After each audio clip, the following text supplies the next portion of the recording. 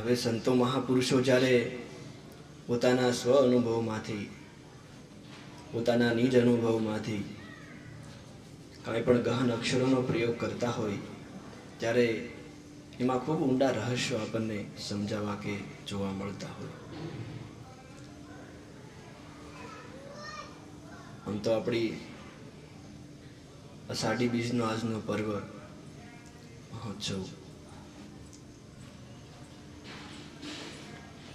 બધા જ મહાપુરુષોએ બીજનો મહિમા ગાયો. આપણે પણ બીજના દિવસે પ્રસંગો કરતા હોઈએ. બીજના દિવસે અલગથી એક વિશેષ આપણા હૃદયમાં ઉત્સાહ હોય, પણ આપણને એમ થાય કે આ વારે વારે શું કામ હરેક ઘડીએ મહાપુરુષો બીજ બીજ બીજ એવો પ્રયોગ કરતા હોય. અમારે હમણાં સુરત સાથે હતા તો ચર્ચા થઈ હતી, પ્રશ્ન પૂછાયો હતો કે બીજનો દિવસ શું કામ, અથવા તો બીજ શું કામ, બીજનું મહાત્મ્ય શું. ને આપણે તો રામદેવજી મહારાજના ઈષ્ટ તરીકે એને ભજીએ એને પૂજીએ, એટલે એવી રીતે પણ રામદેવજી મહારાજનો અવતાર પણ એવું કહેવાય છે કે બીજ પરંપરાનું વ્યવસ્થિત જ્ઞાન કે વ્યવસ્થિત એની પરંપરા જનજીવન સુધી ઉતરી આવે એટલા માટે આપણા જેવા સામાન્ય માણસોની વચ્ચે પીર બાપા આવ્યા અને કોઈ પણ નાત જાતના ભેદથી કે વર્ણાવર્ણથી દૂર કરી અને આપણને બીજ ધર્મ સમજાવવાનો ફરી વખત પ્રયાસ કર્યો. પણ તો શું કરીએ તો આપણે બીજ ધર્મના ઉપાસક કહેવાઈએ. આ બીજ શું, પેલા આપણે સમજવું પડે કે બીજ એટલે શું, એમ શેનું બીજ. તો બીજ આપણે એને કહેતા હોય કે જેને આપણે વાવીએ ને પછી એને પાણી પાઈએ અને અંકુરિત થતું હોય, પોષણ આપીએ, એનું જે માવજત કરવામાં આવતી હોય, માવજત થાય ને વળી પાછું એમાં ફળ આવે ને એમાં વળી પાછું બીજ પાકે, એટલે કે બીજ છે એ પછી ફલિત થયેલું ગણાય. ફળ પાકે ત્યારે એને આપણે ફલિત થયેલું કહીએ. જ્યાં સુધી ફળ ન પાકે ત્યાં સુધી આપણે બીજ રોપ્યું હોય કે એને પોષણ આપ્યું હોય, કાં તો એમાં સમયની રાહ જોવી, બે તબક્કા હોય. કાં તો એમાં આપણે જે સમયની રાહ જોવાની હોય એને પાણી અને પોષણ આપવું પડે એમ હોય, અને કાં તો પાણીને પોષણ આપણે ખૂબ ઝાઝા સમયથી આપતા હોઈએ, આપણને એવું લાગતું હોય, પણ કદાચ પાણી અને પોષણ વ્યવસ્થિત ન પહોંચતું હોય તો પણ ઘણી વખત બીજ ફલિત થતું નથી. તો સમજવાનું રહે કે આ પહેલાં તો બીજ આપણે વાવીએ છીએ કે નહીં, અથવા તો બીજ એટલે શું. પહેલાં માનવ જીવન માટે, આપણા સામાન્ય જનજીવન માટે બીજ શું. બીજનો પરવય આ 12 બીજ આવે. બાપુએ ગઈ વખતે ચર્ચા કરી હતી કે ભાઈ અપર મહિનો જો હોય તો વળી પાછી 13 બીજે થાય, અને અંધારી બીજ ગણીએ તો 12 દુ 24 કાં તો 13 દુ 26 બીજે થાય. તો પણ આ બીજ શું એમ, અને આંજવાળી બીજ જ શું કામ, અથવા તો અંધારી બીજે શું કામ એમ. અને બીજથી લઈ અને પૂનમ સુધી એમની યાત્રા એટલે કે પૂર્ણતા સુધી પહોંચે વિચાર, બીજનો અર્થ જ થાય છે માનવને માટે બીજ શું. માનવને માટે પોતાનું બીજ છે વિચાર. માનવને માટે પોતાનું બીજ છે વિચાર. અને મને એવું લાગે એથી વધારે આપણે સમજીએ કે વિચારને આપણે વાવ્યો, વિચારને આપણે પાણી પાઈએ, વિચારને આપણે પાણી પાઈએ, વિચારને આપણે ખાતર નાખીએ અને ગોળીએ અને ટાઈમે દવા ચાટીએ, તો વિચાર છે તે ફલિત થાય. અને મહાપુરુષોએ તો ત્યાં સુધી કીધું કે ગીતાકાર પણ પોતાનો સિદ્ધાંત આપે કે હું કોઈના કર્મ લેતો નથી કે કોઈના કર્મ દેતો નથી, હું તો કેવળ અને કેવળ હિસાબ કરી દઉં. તો શેનો હિસાબ કરી દે? આપણને એમ થાય ને શેનો હિસાબ કરી દે, આપણે કેવા લુગડા પહેર્યા, કેવા વાળ કપાવ્યા, કયા મલકમાં રહીએ છીએ, કયા પ્રાંતમાં રહીને કઈ આપણી વ્યવસ્થા છે, એનો હિસાબ તો ન જ કરતા હોય. શેનો હિસાબ કરી દે? તો એવું કહેવામાં આવ્યું કે આપણા કર્મનો હિસાબ કરી દે. કર્મમાંથી જે આપણે પ્રાપ્ત કરીએ, માણસનું બીજ છે એ વિચાર છે, અને વિચારને અંતે વિચારની ધારા આગળ ચાલે અને વિચાર છે એ સંકલ્પ બને, સંકલ્પ બનતા બનતા એ વૃત્તિ બને, અને વૃત્તિમાંથી માણસનું કર્મ પ્રગટ થાય. એટલે કે વિચાર છે એ બીજ છે એ અર્થે, અને કર્મ છે એ એનું ફળ છે માણસને માટે. અને વળી પાછું કર્મ જેવું આપણે કરીએ એટલે વળી પાછા એમાંથી વિચારો કે એમાંથી અનુભવો જે આપણને પ્રાપ્ત થાય, અને તે વળી પાછું બીજરૂપ બને અને આપણી કર્મોની યાત્રા આગળ ને આગળ શરૂ થાય. એટલે કર્મ પ્રમાણે આપણને સૌને ફળ મળે, અથવા તો કર્મ પ્રમાણે આપણને સૌને સુખ દુઃખ કે પુણ્ય પાપની અનુભૂતિ થાય, અથવા તો કર્મ પ્રમાણે આપણે જ્યાં હોઈએ ત્યાં આપણે બધા જ બુદ્ધ પુરુષોએ કીધું ને આપણને સાવ 100% લાગે કે આપણે જ્યાં છીએ, જે ક્ષમતાઓમાં છીએ, જેવી સ્થિતિઓમાં છીએ, તે આપણા કર્મોનું પરિણામ છે પાકું. એમાં એટલે કે જે ફળ આપણે પકાવ્યા છે અને તે ફળ આપણે જ પકાવ્યા છે, તો એ ફળમાં વળી પાછા જે બીજ બન્યા છે તે બીજી પાછા આપણે જ વાવ્યા છે. એટલે એ બાપાનો અવતાર આપણે નથી અત્યારે કહેતા કે આપણે આ ગાયોમાં હોય કે ભેંસુમાં હોય કે અન્ય પ્રાણીઓમાં હોય બીજ સુધારણા માટેની આ યોજનાઓ, કે ભાઈ સારામાં સારું પશુ કે સારામાં સારું ગૌધન કે પશુધન પાકે. તો માણસનું શરીર તો પૂર્ણ વિકાસ પામી ગયું છે. હવે એને શારીરિક એટલે કે રૂપની દ્રષ્ટિએ બહુ એમાં સુધારણા ન હોય, પણ આને તો હવે સ્વભાવની દ્રષ્ટિએ, કારણ કે માનવને આપણે ખાલી દેહથી નથી પરખતા, પશુને આપણે દેહથી પરખી શકીએ, પક્ષીને દેહથી પરખી શકીએ કે ભાઈ આ કાગડાની જાત કે આ કોયલની જાત કે આ ગાયની જાત કે આ ભેંસની કે કૂતરાની ગમે એની જાત. પણ માણસની જાતિ જે પરખ છે તે એના સ્વભાવથી છે. ભાઈ આ આપણે દેશીમાં તેમ કે ભાઈ કેવી જાતિનો કઈ જાતનો, તો વધારે ટોસડું થઈ જાય. એટલે એનાથી પૂછવામાં તો એ જ આવે છે ને કે કઈ જ્ઞાતિ, એટલે કે તમારા સ્વભાવ કે તમારું વલણ કે તમારા વ્યવહાર શું એમ. અને વ્યવહાર, વર્તન, વલણ કર્મોને આધારે આપણે નક્કી કરતા હોઈએ કે આનું કર્મ આવું. અને કર્મો હંમેશા આપણે જ્યારે સૂક્ષ્મ દ્રષ્ટિથી જોઈએ ત્યારે એના સ્વભાવ પરખ થઈને આવતા હોય, સ્વભાવ હંમેશા એની વૃત્તિમાંથી આવતો હોય, વૃત્તિ હંમેશા વિચારોમાંથી પાકતી હોય, ઘટિત થતી હોય. એટલે કે માણસનું બીજ જે છે તે વિચાર છે. બીજથી નાનો કોઈ એકમ નહીં. જેવી રીતે ભાષામાં, કોઈ પણ ભાષામાં, માનો કે આપણે ગુજરાતી ભાષા હોય તો આખો ફકરો હોય, એનાથી નાનો એકમ એમનું વિધાન હોય, એનાથી નાનો એકમ એમનું વાક્ય હોય, એનાથી નાનો એકમ એનો વર્ડ હોય, અને એનાથી નાનો એકમ એનો વર્ણ હોય. વર્ણ એટલે કે ક ખ ગ ઘ એમ, એટલે કે વર્ણથી નાનો કોઈ એકમ નહીં ભાષામાં. એવી રીતે માનવના જીવનમાં, માનવના સ્વભાવમાં કે માનવના મનમાં વિચારથી નાનો કોઈ એકમ નહીં. વિચારથી જ માણસની યાત્રા શરૂ થાય. એટલા માટે જ્યાંથી યાત્રા શરૂ થતી હોય તેને આપણે બીજ કહેવું પડે.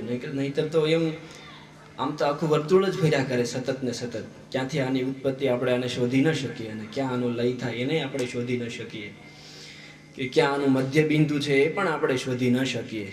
પણ સાધનાને અંતે, ખૂબ ગહન ચિંતનને અંતે આપણને સમજાય કે વિચારોનું જેવું માણસ બીજ વાવે અને એને જેવું પોષણ આપે એ પ્રમાણે એની વૃદ્ધિ ઘટિત થાય. એટલે વિચાર છે તે માણસનું મૂળ બીજ છે. એટલે પીર બાપાએ આ વિચારના બીજને જ માનવ હૃદયની અંદર વ્યવસ્થિત રીતે સ્થાપવા માટે બીજ ધર્મની સ્થાપે. બીજની સાથે પાછો ધર્મ જોડાયો. જ્યારે કોઈ પણ વડની સાથે જ્યારે ધર્મ જોડાય ત્યારે એનો અર્થ આખો અલગ થઈ જતો હોય. ધર્મ એટલે શું આપણે એ પણ સમજવું પડે. બીજ એટલે સમજ્યા કે વિચાર, પણ શું ધર્મ એટલે શું? ખૂબ ગહન અને સમજવા જેવી ચર્ચા થઈ પડે કે ધર્મ એટલે શું. ધર્મનો અર્થ થાય માણસ જે સમજે છે અને સમજીને એ જ પ્રમાણે જેટલું જીવે છે, જેટલું સ્વના અનુભવને આધારે કે સ્વના સાક્ષીને આધારે જે માણસ જીવે છે કે હું આ બોલ્યો અથવા તો મેં આ વિચાર્યું અથવા તો મારા વિચારને અંતે મેં આમ જ કરાવ્યું, એનો પોતાનો ઠોસ આધાર કે હું એટલે હું જ બોલ્યો છું, પછી ભલે ખોટું બોલ્યો હોય કે પછી ભલે સાચું બોલ્યો હોય કે પછી ભલે પણ બોલીને ફરી જતો હોય તો ધર્મનો અર્થ થાય વાસ્તવિકતા, જીવન, યથાર્થ. એમાં એક દોરાવાય આઘું પાછું ન થઈ શકે. કદાચ સત્યને માટે થઈ શકે, કારણ કે સત્યમાં અસત્ય ભળેલું હોય. કોઈ સત્ય જ્યારે કોઈ પણ અંશે સીધું સત્ય નથી હોતું. સત્ય એક શિખર હોય છે, સત્ય એક પર્વત હોય છે, એને એક સ્ટેપ લઈને ચડવાનું હોય છે. જેટલું સમજાય એટલું સત્યને આચરણમાં મૂકીએ, વળી પાછું એમાંથી જેટલું સત્ય સમજાય એટલું આચરણમાં મૂકીએ, એમ કરતા કરતા સત્યનો દરવાજો ખુલતો હોય છે. પણ જેટલું સમજાયું એટલું તો આચરણમાં મૂકવું જ ધર્મ. ધર્મનો કોઈ બીજો પાયો ન હોઈ શકે. ધર્મ એટલે કે માણસનો યથાર્થ, નાનપણમાં હોય કે આપણે યુવા અવસ્થામાં, કોઈ પણ અવસ્થામાં આપણે જ્યારે જેટલું સત્ય સમજાવ્યું એટલું પાડ્યું હોય તો આપણે ધર્મ પાડ્યો. કારણ કે એ સત્યરૂપ ધર્મના પાલનથી જ આપણું સત્ય છે તે ઉજ્જવળ બને છે, વધારેમાં વધારે સ્પષ્ટ બને છે. અને સત્ય દર્શનથી માણસ ધર્મ ઉપર કે ધર્મની ઉપર અથવા તો ધર્મમાં જીવે છે. એનો અર્થ એમ થાય જીવન છે એ જ માણસને માટે ધર્મ છે. પણ કયું? પોતાની આત્મદ્રષ્ટિએ સ્વીકારેલું કે પોતાની આત્મદ્રષ્ટિએ જ જીવાયેલું જે જીવન છે તેને આપણે ધર્મ કહીએ છીએ. કે આ હું જીવું છું. મને એ વાતના પ્રસંગ માટે ખૂબ સારો એવો દ્રષ્ટાંત આપવો હોય તો ગાંધીજી બાપુનું દ્રષ્ટાંત બહુ જ એમાં મસ્ત લાગે. કે બાપુએ કંઈક કાયદો લખી કે પોતાના તરફથી કાગળિયું લખીને ઉપર સરકારને આપ્યું કે ભાઈ અમને આ તકલીફ છે અને આને આવી રીતે સુધારી શકાય. એટલે બાપુએ જે વિધાનો રજૂ કર્યા કોર્ટમાં, અને પછી એ પ્રમાણે એને આચરણમાં મૂકવામાં આવ્યા સરકાર દ્વારા. અને બાપુએ જે પ્રમાણે કીધું હતું એ પ્રમાણે એનું બિલકુલ વિપરીત પરિણામ આવ્યું. એક પણ તરફથી સાચું પરિણામ ન આવ્યું. બાપુએ જ્યારે લખ્યું, બાપુએ જ્યારે જોયું ત્યારે બાપુને એમ થયું કે આપણે આ નિયમ લાગુ પાડશું એટલે આપણને આ સત્યની સફળતા સારામાં સારી રીતે મળી જશે. આપણે જે સ્વતંત્રતા માટેનો જે સ્ટેપ લેવો છે એમાં સારામાં સારો આપણને પગલું મળી જશે. એટલે એ પ્રમાણે એને વિધાનો રજૂ કર્યા, એ પ્રમાણે પોતાના કાગળિયા રજૂ કર્યા કોર્ટની સામે, અને કોર્ટે પણ એ કાગળિયા પ્રમાણે અમલ એ પ્રમાણે મૂકવામાં આવ્યો. પણ અમલ મૂકતાની સાથે એ જે ફળ પાકવાનું હતું એનાથી બિલકુલ વિપરીત ફળ પાક્યું. અને માણસોના હૃદયમાં સત્યતાના આધારે જે સત્યાગ્રહ પ્રગટાવવાનો હોય તે સત્યાગ્રહ પ્રગટાવવાને બદલે ફળ વિપરીત આવ્યું. એને કારણે માણસોના હૃદયની અંદર દ્વેષ પ્રગટી ગયો કે આ ગાંધીએ સહાય કરીને ભૂલ કરી, અને આ ભૂલ જો ન થઈ હોત તો આપણે બધું બરાબર હતું. અને ગાંધીજી બાપુએ જોયું કે હા ભાઈ ભૂલ તો થઈ છે નિર્ણયોમાં. એટલે લોકોએ જુલુસ કાઢ્યું કે ભાઈ ગાંધી હાય હાય, ગાંધી હાય હાય, ગાંધી હાય હાય, એટલે કે ગાંધી અતિ ખરાબ વ્યક્તિ છે.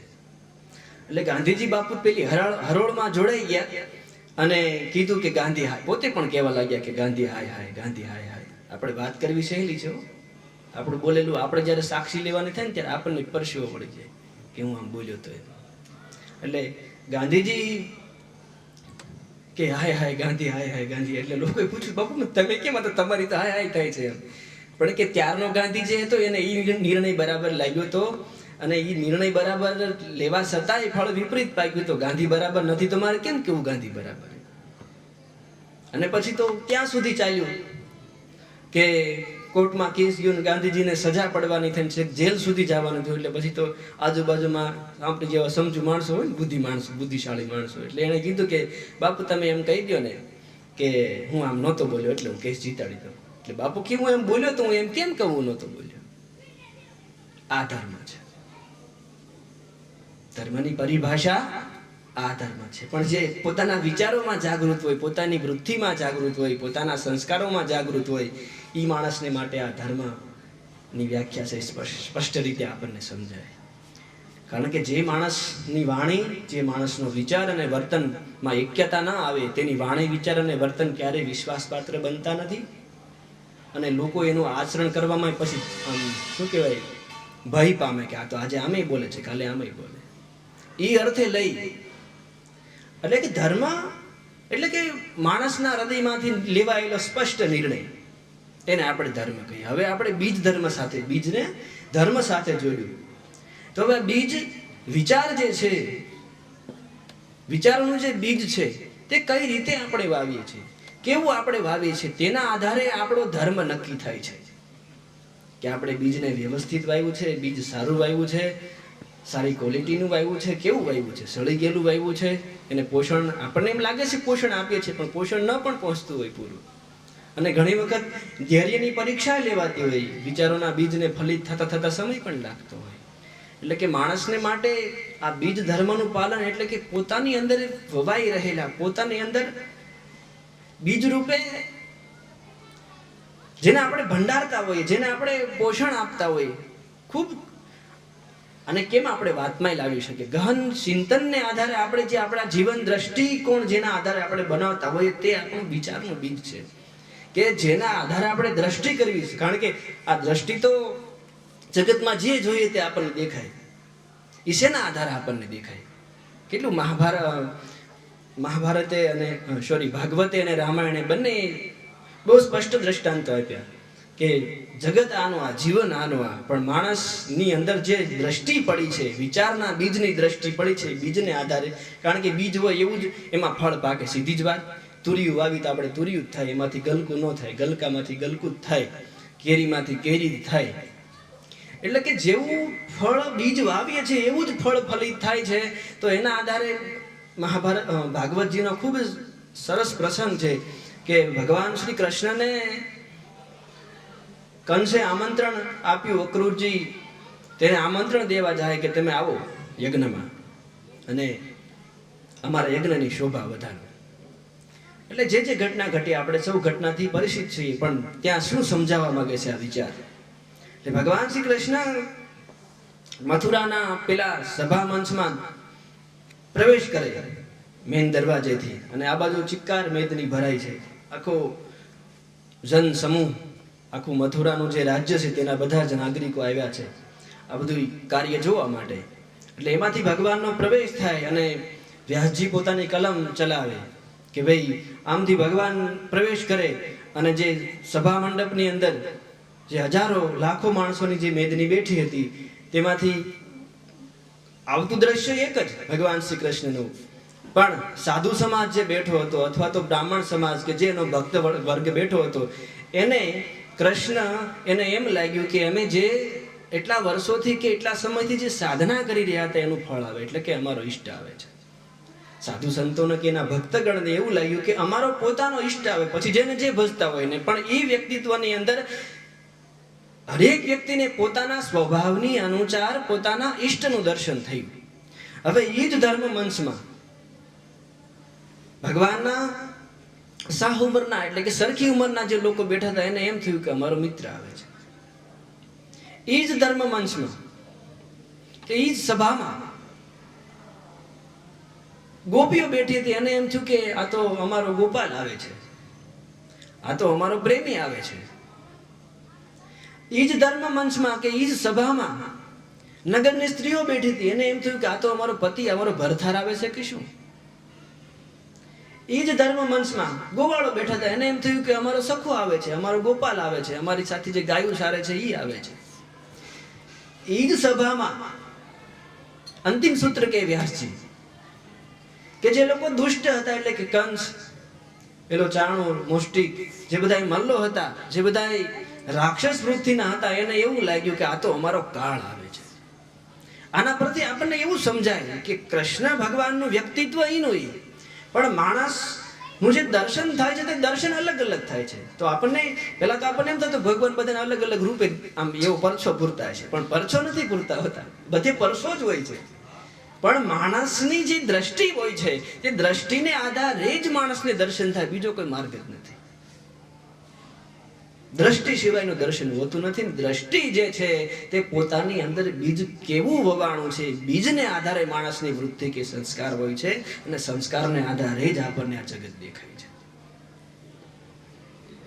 એટલે કાલે અમે બેઠા હતા છોકરાને બાપુને બધાય, તો સારું એવું સૂત્ર મને યાદ આવ્યું. એટલે મેં કીધું કે આપણે ખામીઓ સતત શોધતા રહીશું આ જગતની અંદર તો ખાસિયત ક્યાંથી શોધી શકીશું?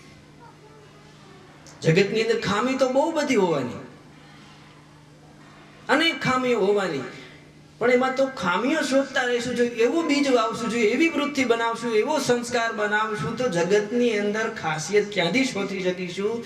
અને માનો કે આપણે ખામી શોધી, તો ખામીના આધારે તો પાછી ખામીને સુધારી શકાતી નથી. ખામીને સુધારવા માટે પોતાની ખાસિયત જોઈએ છીએ, અને ખાસિયત વાળી દ્રષ્ટિ જો માણસે પોતાની અંદર વાવી હોય, કેળવી હોય વિચારનું બીજ ખાસિયત વાળી, એટલે કે ગુણગ્રાહી દ્રષ્ટિ આપણે બનાવી હોય કે કોઈ વસ્તુ પરફેક્ટ હોતી નથી. 1 2 3 5 વસ્તુમાં એ ગુણ, કોઈ પણ વસ્તુનો ગુણ 2 5 વસ્તુમાં જ સરખો હોય, બાકી એના હજારો વિભાગો બધી રીતે નિષ્ફળ જતો હોય. ચટણી છે એ કઈ શાકમાં હારી લાગે, કઈ દૂધ પાકમાં હારી લાગે. ભાઈ કોઈ પણ વસ્તુનો ગુણ, તો પછી આ તો માણસ છે ભાઈ. આમાં તો કેટલી કેટેગરી પડે, સ્વભાવની, ભાવનાઓની, ઈચ્છાઓની, આવેગોની, ઉંમરની, અનુભવોની, કેટલા વિભાગ પડે. ચટણીમાં તો એક જ ગુણ હોય બાપુ, તીખાશનો. માણસમાં તો કેટલો અનુભવને આધારે સૌને અલગ અલગ સમજાવ્યું હોય, સૌના સંસ્કારો અલગ અલગ હોય, સૌની વૃત્તિ. હવે આપણે આ જ માણસોમાં જો ખામીઓ શોધ, એટલે કે એનો અર્થ એમ નથી આપણે ખામી નહીં જોઈ, પણ ખામી જોતા પહેલા એની ખાસિયત હોય એ પણ શોધી લેવી, અને પછી ખાસિયત શોધશું તો આપણને સમજાશે કે આ વસ્તુનો ઉપયોગ ક્યાં કરાય. આ વસ્તુનો ઘણા શાસ્ત્રોએ એવું કીધું કે આ રસ્તે નહીં ચાલો, આ રસ્તે નહીં ચાલો, આ રસ્તે નહીં ચાલો. 1000 રસ્તા બતાવ્યા, એમાંથી 999 રસ્તાને નિષેધ કરે, અહીંયા નહીં, અહીંયા નહીં, અહીંયા નહીં, અહીંયા નહીં. પછી વધે એમાં કઈ બોલે નહીં. પણ વેદે શું પરંપરા બતાવી? નકારનો, નિષ્ફળતાનો, કે આ નહીં એમ નહીં, આ કરો, આ કરો. એટલે કે ખાસિયત બતાવી, ગુણ જોવાની દ્રષ્ટિ, તો કઈ વસ્તુનો ઉપયોગ આપણે કેવી રીતે કરવો એનો આપણને, એટલે કે આ ગુણવાળી દ્રષ્ટિ, આ ખાસિયત વાળી દ્રષ્ટિ. જેની જેવી દ્રષ્ટિ હોય એવું એને જગત બતાવીને દ્રષ્ટિ હંમેશા પોતાના વિચારોના બીજમાંથી આવતી હોય, પોતાના સંસ્કારોમાંથી આવતી હોય. એટલા માટે આ બીજ ધર્મ ક્યાં સુધી જાય ને એવું નથી. પીર બાપાએ તો આ પરંપરાને શુદ્ધ કરી, સ્પષ્ટ કરી અને આગળ આપણા સુધી પહોંચાડી.